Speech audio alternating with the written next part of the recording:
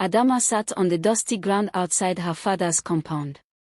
She was 20 years old and still not married. The women in the village whispered about her. They said she was cursed. Her father looked at her with tired eyes. He had tried to find her a husband, but no man wanted a woman who might be barren. In their village, a woman without children was like a tree without fruit.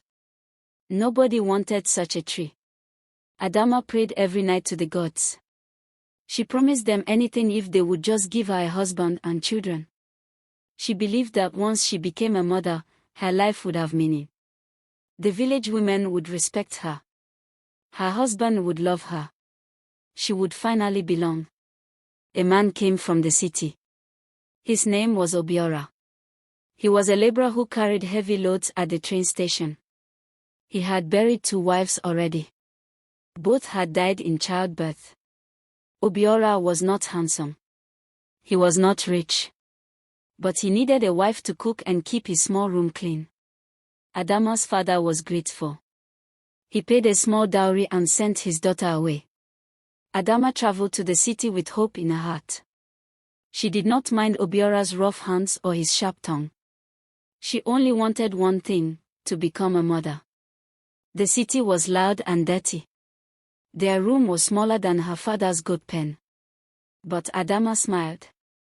Soon, she thought, I will have a baby. Then everything will be good. Adamma became pregnant. Her heart filled with joy. She worked hard, washing clothes for other women to earn extra money. She carried water from the distant well. She cooked for Obiora even when she felt sick. When the labor pains came, she was alone. Obiora was at work. An old neighbor woman helped her. The baby was a girl. Adamma named her Chidinma, which means God is good. She held the tiny baby and cried with happiness. But Obiora frowned when he came home. A girl, he said. We need a son. Adamma's joy became smaller. She promised him she would give him sons. Many sons. She looked at baby Chidinma and whispered, You are my first blessing. But already, she was thinking about the next child. The children came quickly. After Chidinma came Emeka, then Ngozi, then Chima, then Amoka. Adamma's body grew tired. Her breasts were always full or always empty. She forgot what it felt like to sleep through the night. Obiora's pay was small. Food was never enough. Adamma learned to eat last, after everyone else. She learned to say she was not hungry even when her stomach hurt with emptiness. She carried babies on her back while she washed clothes. She borrowed money from neighbors. She sold everything she owned. The other women said, Adamma, you are blessed with children. She smiled and said, Yes, I am blessed. But at night, when the children cried from hunger, she wondered what kind of blessing this was. Obiora lost his job at the train station. A younger man took his place. Now there was even less money. The children's stomachs were round with hunger, not food. Adamma decided to sell things in the market. She borrowed money to buy oranges. She sat in the hot sun all day. She sold 10 oranges and made almost nothing. The market women were cruel. They laughed at her village accent. They cheated her. But Adamma kept trying. Every night she came home with sore feet and a few coins. Chidinma, now 7 years old, stayed home to watch the younger children. Adamma looked at her daughter's small, serious face and felt something break inside her. Chidinma should be playing. Instead, she was already a little mother. But what choice did they have? Emeka needed to go to school. The headmaster wanted money for fees. Adamma had no money. She walked to her mother's village, 2 days away. She begged her brothers for help. They gave her a little money, but their faces showed no kindness. You have too many children, they said. Learn to manage. Adamma took the money and walked back to the city. Her feet bled. She did not care. Emeka would go to school. He would learn to read and write. He would have a better life than Obiora. This was what motherhood meant, she told herself. These sacrifices would bring joy later. She just had to be patient. She just had to endure. The joy was coming. It had to come. Ngozi fell sick with fever.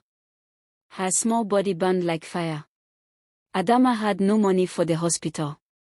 She tried herbs and prayers. She stayed awake for 3 nights, wiping her daughter's face with cool water. Obiora slept. He said women should handle children's problems. On the 3rd night, Ngozi opened her eyes. The fever had broken. Adamma held her daughter and cried with relief. But her own body was now weak. She had not eaten in days. She had given all the food to the sick child. The next morning, Adamma still went to the market. Her hands shook as she arranged her oranges. Another woman asked, "Are you well?" Adamma nodded. A mother must be strong. A mother must keep going. This is what she had always believed. Years passed. The children grew. Emeka finished primary school. He was clever with numbers. A teacher helped him get a scholarship to secondary school in another town. Adamma was proud. She watched her son pack his few clothes. "Study hard," she told him. "Make us proud." Emeka hugged her quickly and left. He came home for holidays at first. Then his visits became shorter. He spoke English now, not Igbo. He looked at their small room with embarrassment. Chidinma also changed. She was 16 now, beautiful and quiet. Young men looked at her. Adamma wanted her to marry well. But Chidinma said, "I want to learn a trade. I want my own money." Adamma did not understand. A woman's place was with her husband and children. What else was there? Emeka got a job in the city, far away. He sent money home sometimes. Not much, and not often. He wrote letters that Adamma could not read. Chidinma had to read them to her. The letters talked about his new life, his friends, his plans. He never asked about Adamma. He never said he missed her. Chidinma learned to sew. She worked for a tailor and saved her money. She talked about renting her own room. Adamma felt confused. "I raised you," she wanted to say. "I starved for you. Where are you going?" But she said nothing. The younger children also seemed distant. They played with other children and came home only to eat and sleep. Adamma had spent her whole life for them. Now they were leaving her behind. Obiora became sick. His body grew thin. He coughed blood. The children did not come to visit him. Emeka sent a little money but did not come home. Chidinma came once, stayed for an hour, then left. Adamma nursed her husband alone. She felt angry. Where were the children she had suffered for? Obiora died on a rainy night. The funeral was small. Emeka did not come. He sent a message saying work was too busy. Chidinma came but left quickly. The younger children stood silent and confused. After the funeral, Adamma sat in the empty room. She had given everything for her family. She had believed that children would bring her joy. She had believed they would care for her when she was old. Now she understood. She had been wrong. Chidinma got married and moved to another town. She visited once a year, sometimes less. Ngozi went to live with a cousin who promised to send her to school. Chima joined the army and was sent far away. Amoka, the youngest, stayed with Adamma but her heart was elsewhere. She wanted to move to the city like her siblings. Adamma lived in the same small room. She still sold things in the market, though her body was now old and painful. The other market women had children who visited them, who brought them food, who respected them. Adamma's children had scattered like seeds in the wind.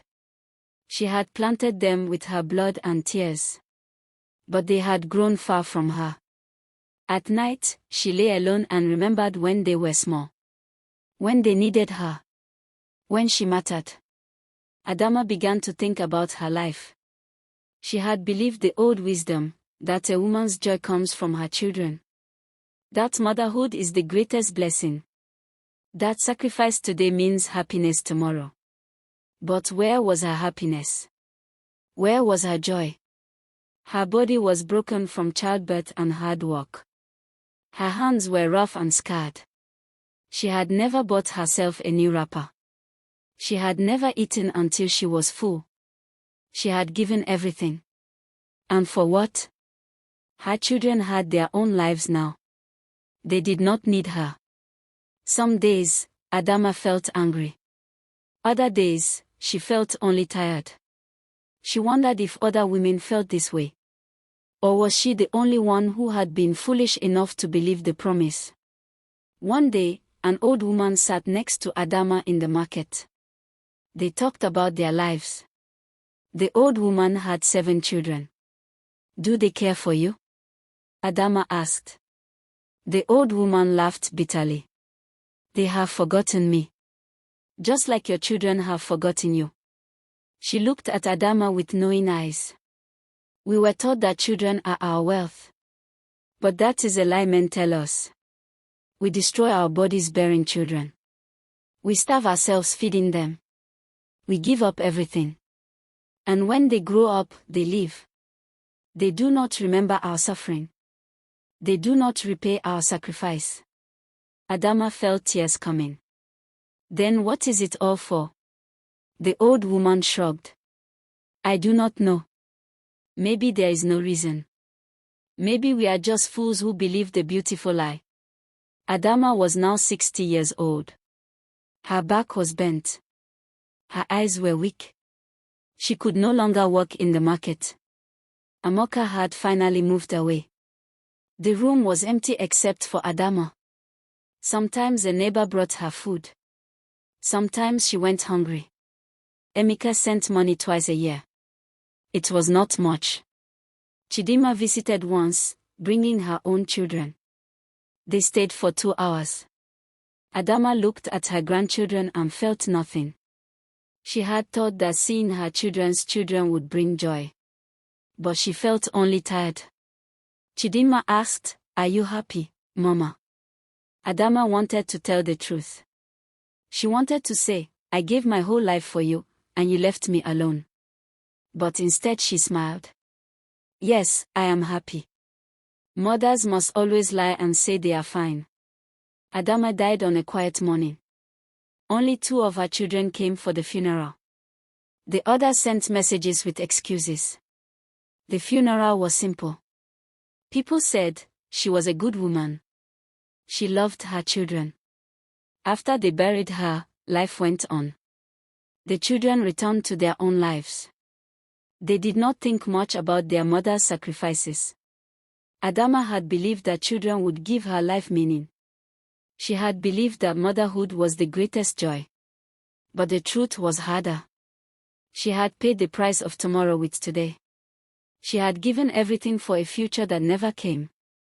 The real joy of motherhood was not in receiving. It was supposed to be in the giving itself.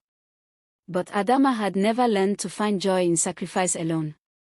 She had always waited for her reward. And so she died still waiting, still hoping, still believing in a promise that was never kept.